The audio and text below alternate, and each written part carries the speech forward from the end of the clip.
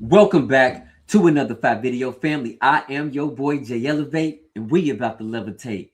Listen, I know that people be talking about, hey, sneakers is dying out, the niche is going bye-bye, but guess what?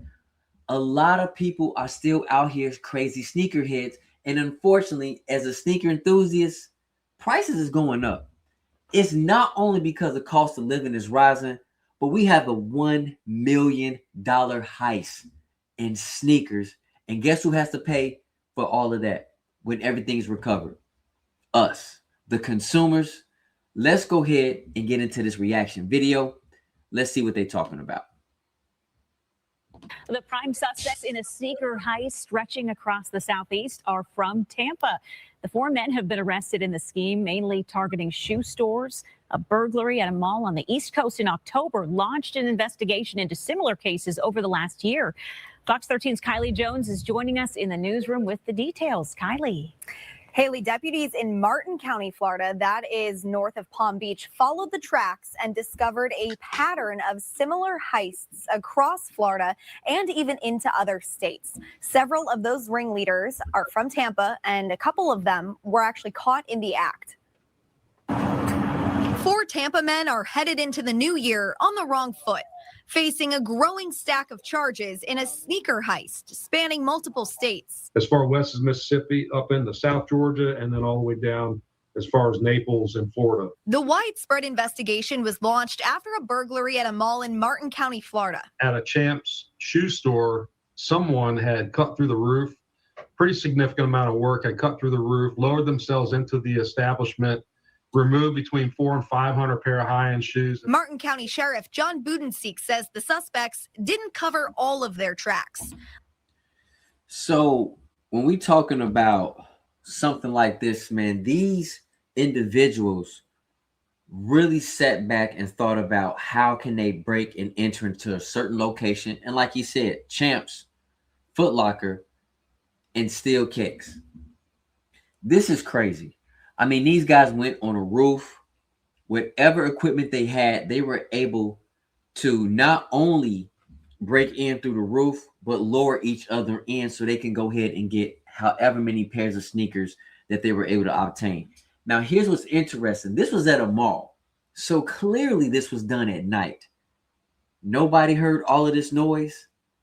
Roof, whether it's go ahead, we're talking about an electric saw, we're talking about, I don't know, a hammer, whatever the case may be, is nobody heard this. This is crazy. Let's go ahead and get back to it. Leaving behind several dozen boxes of shoes. Surveillance camera footage outside the mall revealed shots of a U-Haul and a follow car. Deputies tracked the vehicles through Martin County until they headed to Tampa. That information led them to Home Depot in Tampa, where the U-Haul was rented. Also rented at the same time was a large ladder and a circular saw. These are the four core suspects: Herbert Davis, Michael McRae, Jamel Rayford, and Tyrone Howard. The sheriff says a few weeks later, a mall in Georgia was hit using similar tactics. Then about 2 weeks ago, the sheriff says three of the four Tampa men were caught in the act. And they had already cut a large hole in the mall roof, exactly like they did at our mall here in Martin County. And we're starting to move shoes up when they were taken into custody. From there, the sheriff says investigators started untying a long string of burglaries. So if you guys already know, they talked about a circle saw. Now, this was done very methodologically, and let me explain to you guys why. They literally went into these malls and they were able to, whether they got some blueprint somehow, but they did a precise cut and it landed them right in the direction they needed to. So the question is, was this an inside job as well? Because how did they know exactly where to cut, how many feet, meters, how many footsteps it had to take them in order to get that precision cut to drop down in the right store to get what they needed? Now, a lot of people can talk about, hey, criminals are like lazy and all this other crazy stuff. And you know what? Hey, teachers to own. But these guys were smart, but they made that one stupid mistake. They rented a U-Haul that traced them back to them, which is crazy. Let's finish this up, chat.